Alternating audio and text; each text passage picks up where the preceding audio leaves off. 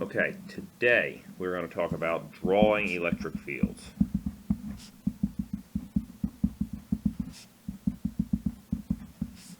We've already covered a little bit of this. A couple key points. Positive charges, the electric field always goes away from. I like to think of them as sources of field. Negatives, field goes towards. I like to think of them as sinks of field.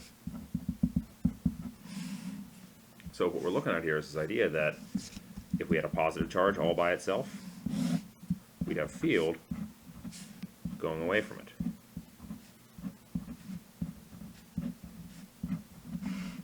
And if we had a negative charge all by itself, we'd have field going towards it.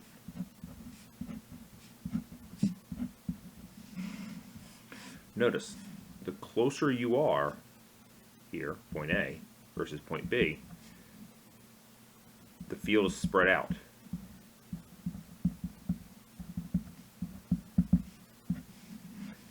It gets weaker. The more spread out the lines,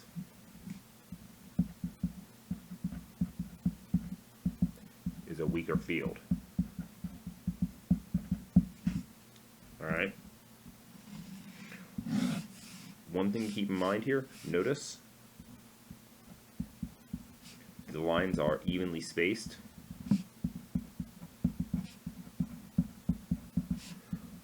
Where they touch the charge. I don't have a whole bunch of lines over here, and that's all my lines. Nothing's happening over here. Don't do that. That's bad. Alright. One thing to consider, the field lines like to spread out. I'll put like in quotes because, I mean, they're not people. But you get the idea.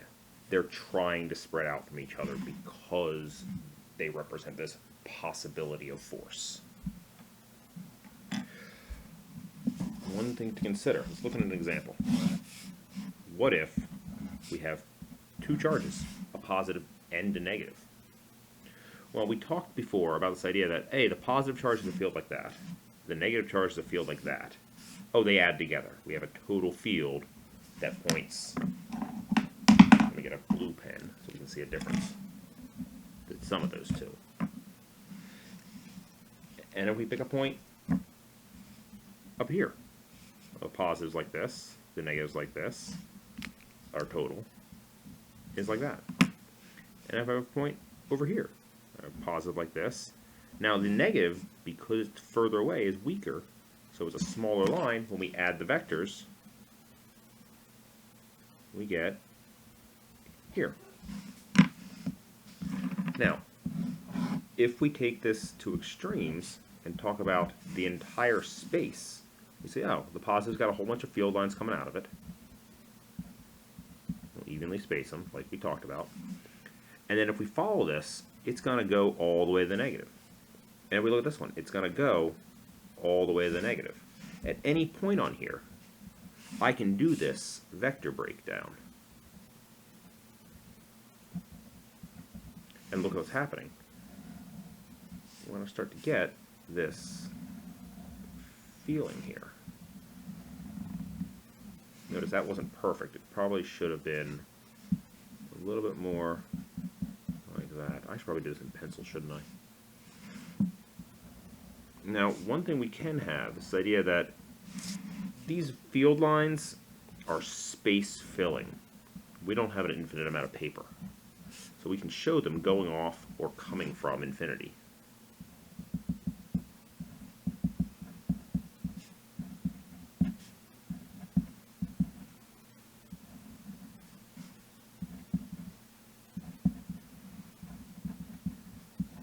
way off in the distance.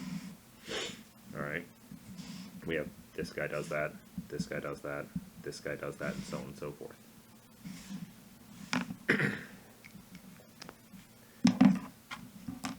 Question.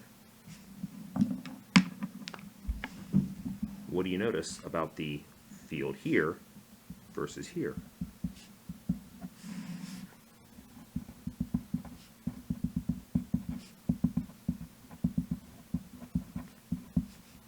A or B? A is. The lines are more closely packed.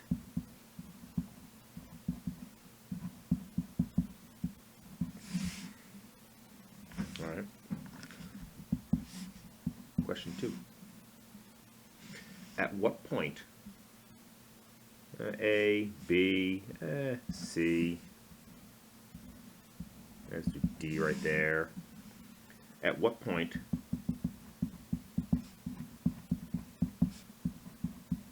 would a proton feel a force left? Well, D. That's where the field point's left.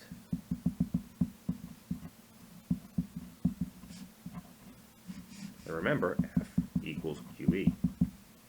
These are vectors.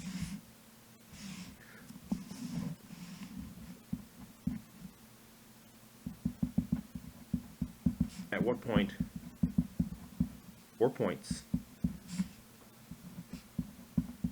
would an electron